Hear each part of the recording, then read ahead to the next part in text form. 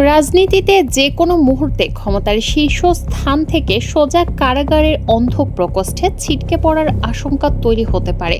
তার জ্বলন্ত প্রমাণ যেন আজকের বঙ্গভবন। গত মে মাসের এক থমথমে রাতে লন্ডনের এক হাসপাতালে ভেসে আসা মাত্র একটি গোপন টেলিফোন কল যে পুরো বাংলাদেশের ক্ষমতার শীর্ষ সিংহাসনকে এভাবে কাঁপিয়ে তুলবে এবং বঙ্গভবন থেকে সদ্য পদত্যাগ করা রাষ্ট্রপতিকে সরাসরি গ্রেফতারের মুখে দাঁড় করাবে, তা হয়তো স্বয়ং তিনি নিজেও ভাবতেই পারেননি। হাজার হাজার মাইল দূরে চিকিৎসাধীন তৎকালীন রাষ্ট্রপতি মোহাম্মদ শাহাবুদ্দিন আর ভারতে অবস্থানরত ক্ষমতাচ্যুত সাবেক প্রধানমন্ত্রী শেখ হাসিনার সেই অতি গোপন ফোনালাপ যখন ঢাকার গোয়েন্দা সংস্থার রাডারে হুবহু ধরা পড়ল, ঠিক তখনই বঙ্গভবনের ভাগ্য চিরতরে লেখা হয়ে যায়। রাজনৈতিক সৌহার্দ্য ও সাংবিধানিক নিয়ম রক্ষা করতে গিয়ে যে তারেক রহমান নিজ জোটের প্রচণ্ড ক্ষোভ ও তীব্র আপত্তি সামলে রাষ্ট্রপতিকে পরম সম্মানের পদে বহাল রেখেছিলেন, সেই প্রধানমন্ত্রী তারেক রহমান এই ঘটনা জানার পর আর এক মুহূর্ত বিলম্ব করেননি। গোয়েন্দা ফাইলের বিস্তারিত নথি টেবিলে পৌঁছা মাত্রই রাষ্ট্রপতির কাছে পৌঁছে যায় সরকারের চূড়ান্ত ও কড়া বার্তা, যার ফলশ্রুতিতে ইতিমধ্যেই রাষ্ট্রপতি পদত্যাগ করেছেন। যে ক্ষমতার চেয়ারে বসে তিনি ভেবেছিলেন নিজেকে নিরাপদ ও অধরা, প্রধানমন্ত্রী তারেক রহমানের এক চরম ও শক্ত সিদ্ধান্তের মুখে সেখানেই হঠাৎ বাজতে শুরু করলো তার গ্রেফতারের করুণ বিদায় ঘণ্টা। রাজনীতির সমীকরণে কি সবসময় 2 আর 2 4 হয়, নাকি চরম বিশ্বাসের আড়ালে জমে থাকা গোপন আঘাত এক নিমেষেই উল্টে দেয় সমস্ত খেলা? বঙ্গভবনের সুরম্য প্রাসাদে এখন নজিরবিহীন ভূকম্পন, যে রাষ্ট্রপতিকে ছাত্র জনতার বিপ্লব ও অন্তর্বর্তী সরকারের চরম ঝড়ো হওয়া থেকে পরম আশ্রয় আগলে রেখেছিল তারেক রহমানের সরকার, লন্ডনের সেই একটি এনক্রিপ্টেড ফোন কল কিভাবে তাকে রূপান্তরিত করল রাষ্ট্রদ্রোহিতার দায় গ্রেফতারের সবচেয়ে বড় ঝুঁকিতে। আওয়ামী লীগ, যুবলীগ ও ছাত্রলীগের বিরুদ্ধে যখন দেশজুড়ে সাঁড়াশি কঠোর শুদ্ধি অভিযান জোরদার করছেন প্রধানমন্ত্রী তারেক রহমান, ঠিক তখনই দেশের সর্বোচ্চ সাংবিধানিক প্রধানের সাথে ভারতে পলাতক সাবেক প্রধানমন্ত্রীর এই রহস্যময় যোগাযোগকে স্রেফ একটি সাধারণ কথোপকথন হিসেবে দেখতে নারাজ তারেক সরকার। একে দেখা হচ্ছে রাষ্ট্রের নিরাপত্তার বিরুদ্ধে এক গভীর ষড়যন্ত্র এবং বর্তমান সরকারের পিঠে এক অভূতপূর্ব ক্ষমতার কুঠারঘাত হিসেবে। ফলে পুরো দেশ জুড়ে এখন একটি চরম কৌতূহল প্রশ্ন, পদত্যাগপত্র সই করে বঙ্গভবন থেকে বিদায় নেওয়ার সাবেক এই রাষ্ট্রপতি কি তবে রাষ্ট্রদ্রোহের অভিযোগে যে কোনো মুহূর্তে গ্রেফতার হতে যাচ্ছেন? ঘটনার মোড় ঘুরতে শুরু করে তখনই যখন গোয়েন্দা নথির গোপন ও বিস্ফোরক পাতাগুলো একের পর এক উন্মোচিত হতে থাকে। গত 9 মে চিকিৎসার দোহাই দিয়ে লন্ডনের উদ্দেশ্যে ঢাকা ত্যাগ করেন তৎকালীন রাষ্ট্রপতি মোহাম্মদ শাহাবুদ্দিন।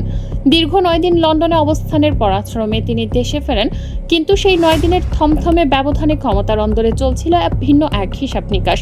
লন্ডনের ওই হাসপাতালে থাকা অবস্থায় স্থানীয় আওয়ামী লীগের এক প্রভাবশালী নেতার সরাসরি মধ্যস্থতায় রাষ্ট্রপতির ফোনের সংযোগ ঘটিয়ে দেওয়া হয় ভারতের অবস্থানরত শেখ হাসিনার।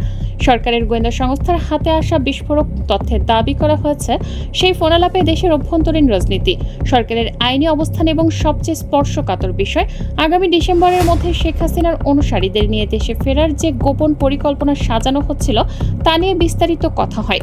শেখ হাসিনা ও তার অভিযুক্ত অনুসারীরা যখন দেশে ফিরে আত্মসমর্পণ দল পুনর্গঠনের ছক কষছিলেন, তখন বঙ্গভবনের সর্বোচ্চ অভিভাবকের সাথে এমন আলোচনা প্রধানমন্ত্রী তারেক রহমানের ক্ষোভকে দাবানলের মতো জ্বালিয়ে তোলে। ফোনালাপের খবর চারদিকে ছড়িয়ে পড়তেই ঢাকা রাজনীতিতে এক চরম উত্তাপ ও রুদ্ধশ্বাস পরিস্থিতির সৃষ্টি হয়। তারেক রহমানের সরকারের পক্ষ থেকে অত্যন্ত নিখুঁত কঠোর বার্তা পৌঁছানোর পরে রাষ্ট্রপতি পদত্যাগ করতে বাধ্য হন, কারণ সরকারের আস্থা চিরতরে উঠে যাওয়ায় দ্রুত সরে না দাঁড়ালে পরিণতি হিসেবে জুটতে পারত গ্রেফতারের চরম লজ্জা। এখন খালি হওয়া বঙ্গভবনের সেই শীর্ষ চেয়ারে বসবেন কে, তা নিয়ে দেশজুড়ে চলছে তোলপাড়। এতদিন রাজনীতির রাজপথে জোর গুঞ্জন ছিল। বিএনপির জ্যেষ্ঠ ও প্রবীণ রাজনীতিক যেমন খন্দকার মোশাররফ হোসেন কিংবা ডক্টর আব্দুল মঈন খানের মতো কাউকে হয়তো রাষ্ট্রের অভিভাবক করা হবে, কিন্তু রাজনীতির অন্দরমহলে এক অভাবনীয় মাস্টার প্ল্যান সাজিয়েছেন প্রধানমন্ত্রী তারেক রহমান। কোনো প্রবীণ রাজনীতিককে না বসিয়ে হঠাৎ করে বঙ্গভবনের রেসের সামনে নিয়ে আসা হয়েছে বিশ্ববরেণ্য এক আন্তর্জাতিক ব্যক্তিত্বকে, আর তিনি হলেন শান্তিতে নোবেলজয়ী ডক্টর মোহাম্মদ ইউনূস।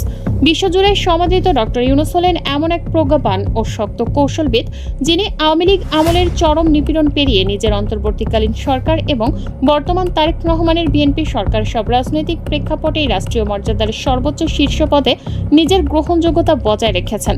দেশ বিদেশের সবার শতভাগ আস্থাভাজন থাকা এই ব্যক্তিত্বকে এবার রাষ্ট্রপতির চেয়ারে বসানোর পরিকল্পনা কেন করছেন তারেক রহমান? রাজনৈতিক বিশ্লেষকদের মতে কোনো দলীয় রাজনীতিবিদকে বঙ্গভবনে বসালে রাজনৈতিক দলাদলি বা বিতর্কের সুযোগ থেকে যায়। কিন্তু ডক্টর ইউনূসের মতো এক চরম অভিজ্ঞ বিশ্ববরেণ্য ব্যক্তিত্বকে রাষ্ট্রপ্রধান বানালে একদিকে যেমন পুরো রাষ্ট্র ব্যবস্থাকে আন্তর্জাতিকভাবে শতভাগ গ্রহণযোগ্য রাখা যাবে, অন্যদিকে প্রতিবেশী ভারতের মতো আঞ্চলিক পরাশক্তিগুলোর কাছেও এটি একটি পরিষ্কার বার্তা পাঠাবে যে বাংলাদেশের রাষ্ট্রযন্ত্র এখন আর কোনো রাজনৈতিক দুর্বলতার সুযোগ দেবে না। আর ঠিক সেখানেই দেখা দেয় নতুন এক মহামেগা নাটকীয় দৃশ্যপট। রাষ্ট্রপতির এই পদত্যাগ প্রক্রিয়াকে সংবিধানসম্মত রূপ দিতে থাইল্যান্ডের ব্যাংককে অবস্থানরত জাতীয় সংসদের স্পিকার হাফিজউদ্দিন আহমেদকে সরকারের উচ্চ পর্যায় থেকে অতি জরুরি টেলিফোন করা হয়। ব্যাংককে উন্নত চিকিৎসার জন্য যাওয়া স্পিকারের আগামী ২৬ জুলাই দেশে ফেরার কথা থাকলেও সরকারের বিশেষ অনুরোধে সব কর্মসূচি ও ফিরতি টিকিট বাতিল করে হন্তদন্ত হয়ে বিমানের প্রথম ফ্লাইটে তিনি ঢাকা এসে পৌঁছালেন। কারণ বাংলাদেশের সংবিধানের ৫০-এর ৩ নং অনুচ্ছেদ অত্যন্ত পরিষ্কার ভাষায় বলা হয়েছে, রাষ্ট্রপতি যদি পদত্যাগ করতে চান তবে তাকে স্পিকারের বরাবর নিজের স্বাক্ষরযুক্ত পদত্যাগপত্র জমা দিতে হবে। আর সংবিধানের ৫-৪ অনুচ্ছেদ অনুযায়ী রাষ্ট্রপতির পদ শূন্য হয় নতুন রাষ্ট্রপতি নির্বাচিত না হওয়া পর্যন্ত স্পিকারই পালন করছেন ভারপ্রাপ্ত রাষ্ট্রপতির দায়িত্ব। থাইল্যান্ড থেকে স্পিকারকে এভাবে জরুরি ভিত্তিতে তলব করে উড়িয়ে আনার ঘটনা নিশ্চিত করে দিয়েছিল যে তারেক রহমান বঙ্গভবনের ইতিহাস পাল্টানোর চূড়ান্ত পদক্ষেপ সম্পন্ন করে ফেলেছিলেন। কিন্তু ক্ষমতার এই নিষ্ঠুর পরিণতি বোঝার জন্য আমাদের সময়কে কিছুটা পিছিয়ে নিতে হবে, যেখানে দেখা যাবে কিভাবে মোহাম্মদ শাহাবুদ্দিন স্বাধীন বাংলাদেশের ৫৫ বছরের ইতিহাসে এক অভূতপূর্ব ও নজিরবিহীন চরিত্রের সৃষ্টি করেছিলেন। ২০২৩ সালের এপ্রিল মাসে শেখ হাসিনার আওয়ামী লীগ সরকার যখন তাকেই একতরফাভাবে বাংলাদেশের ২২তম রাষ্ট্রপতি হিসেবে বঙ্গভবনে বসিয়েছিল, তখন কেউ ভাবেনি আগামী ৩ বছরে এই একটা মানুষের রাজনৈতিক জীবন কতটা নাটকীয় ও উত্তপ্ত রূপ নেবে। তিনি দেশের একমাত্র সাংবিধানিক প্রধান, যিনি মাত্র ৩.৫ বছরের ব্যবধানে ৩টি সম্পূর্ণ ভিন্ন মতাদর্শের সরকারের প্রধানকে শপথ বাক্য পাঠ করিয়েছেন। প্রথমত ২০২৩ সালে শেখ হাসিনার আওয়ামী লীগ সরকার, দ্বিতীয়ত ২০২৪ সালের আগস্টে ছাত্র জনতার রক্তক্ষয়ী গণ অভ্যুত্থানের পর শান্তিতে নোবেলজয়ী ডক্টর মোহাম্মদ ইউনূসের নেতৃত্বাধীন অন্তর্বর্তীকালীন সরকার এবং তৃতীয়ত চলতি ২০২৬ সালের ফেব্রুয়ারিতে জাতীয় সংসদ নির্বাচনে বিপুল ব্যবধানে বিজয়ী হওয়া প্রধানমন্ত্রী তারেক রহমানের বিএনপি সরকার। গণ অভ্যুত্থানের প্রচণ্ড ঝড়ে আওয়ামী আমলের সব বড় বড় সাংবিধানিক ব্যক্তিত্ব যখন পদ হারিয়ে আত্মগোপনে বা জেলে গিয়েছিলেন, তখন কেবলই একজন মানুষই অদ্ভুত অলৌকিকতায় টিকে গিয়েছিলেন বঙ্গভবনের সেই ক্ষমতাধর চেয়ারে। তবে ডক্টর ইউনূসের অন্তর্বর্তীকালীন সরকারের আমলটি ছিল এই রাষ্ট্রপতির জন্য সবচেয়ে ভয়াবহ ও অপমানজনক সময়। অভ্যুত্থানের বিপ্লবীরা বঙ্গভবন ঘেরাও করে তাকে টেনে হিচড়ে নামানোর সব আয়োজন শেষ করেছিল। ইউনূস সরকারের চরম বৈরী আচরণে অপমানিত হয়ে তিনি নিজেও পদত্যাগের ইচ্ছা প্রকাশ করেছিলেন। কিন্তু চলতি বছরের ফেব্রুয়ারিতে বিএনপি ক্ষমতায় আসার পর রাষ্ট্রপতির ভাগ্য যেন রাতারাতি বদলে যায়। জামায়াতে ইসলামী সহ জোটের অন্যান্য দলগুলোর তীব্র আপত্তি, ক্ষোভ ও বিরোধিতা সত্ত্বেও প্রধানমন্ত্রী তারেক রহমান চরম রাজনৈতিক উদারতা দেখিয়ে ঘোষণা করেন, সংবিধানের ধারাবাহিকতা রক্ষা ও সৌহার্দ্য বজায় রাখতে রাষ্ট্রপতিকে সসম্মানে পদে বহাল রাখা হবে। কিন্তু সেই সৌহার্দ্যই কি শেষ পর্যন্ত সরকারের জন্য সবচেয়ে বড় কাল হয়ে দাঁড়ালো? যে সরকারের আশ্রয়ে রাষ্ট্রপতি বঙ্গভবনে স্বাভাবিকভাবে শ্বাস নিচ্ছিলেন, তাদেরই পিঠে লন্ডনের ওই ফোনালাপের মাধ্যমে ছুরি মারা হয়েছে বলে মনে করছে বিএনপি সরকার। ঘটনার মোড় এখন এমন এক চূড়ান্ত ভয়াবহ জায়গায় এসে দাঁড়িয়েছে, যেখানে পদত্যাগের পর সাবেক রাষ্ট্রপতি শাহাবুদ্দিনের হাতে হাতকড়া ওঠা এবং আইনশৃঙ্খলা বাহিনীর হাতে তার গ্রেফতার এখন স্রেফ সময়ের ব্যাপার মাত্র। দর্শক, রাষ্ট্রপতি হিসেবে আপনি কাকে চান?